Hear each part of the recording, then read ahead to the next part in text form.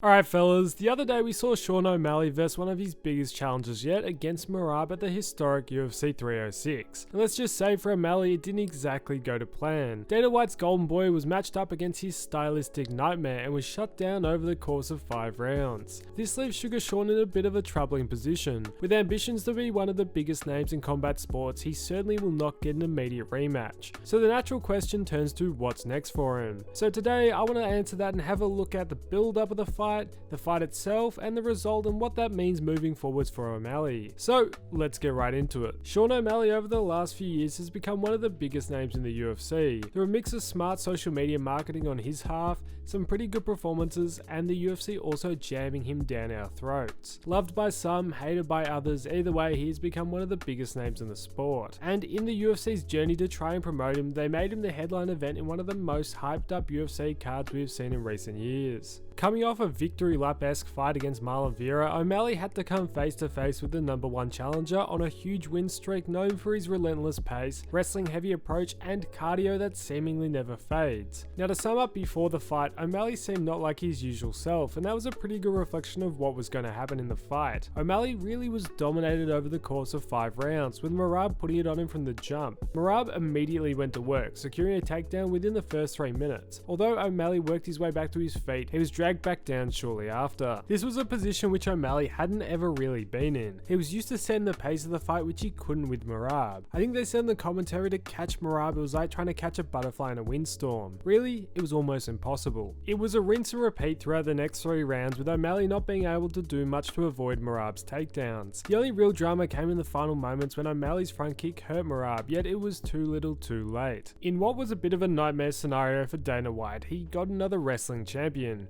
with Merab winning by decision. What I don't understand is how it was scored 48-47 on a couple cards.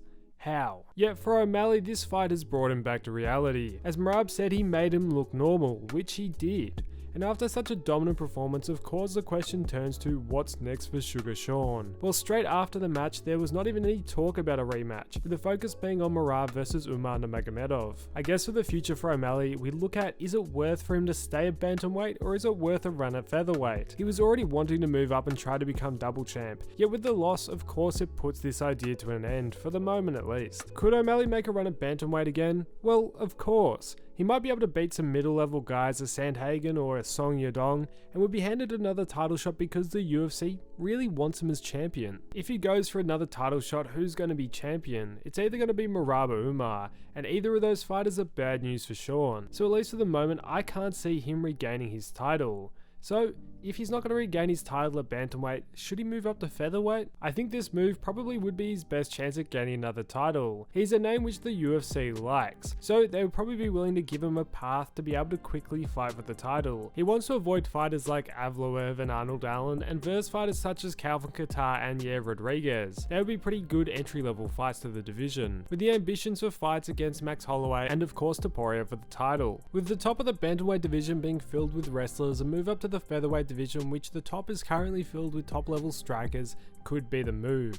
Of course, there would be some questions about him moving up. Will the power transfer across to the heavier division? How will his striking compare to debatably some of the best strikers in the UFC? And of course, will he improve upon his ground game? Yet, I guess only time will tell. At the end of the day, the UFC will be looking to create super fights, and with a lot of the champs at the moment not being the most popular fighters to the casuals, with O'Malley moving up, it provides another name which can create mega fights in a division which has some of the most popular names. For Merab, of course, the UFC is looking to make the Umar fight next. Yet Merab has waited his turn to get the belt, and of course he'll be looking at Sean's last fight going, hey, he got to skip the mandatory challenger for whoever he wanted. Surely he gets the same and gets to verse Figueiredo. Does it mean that's right? No, but Merab is most likely entering whatever's next with that mindset. Will the UFC give him this? Probably not.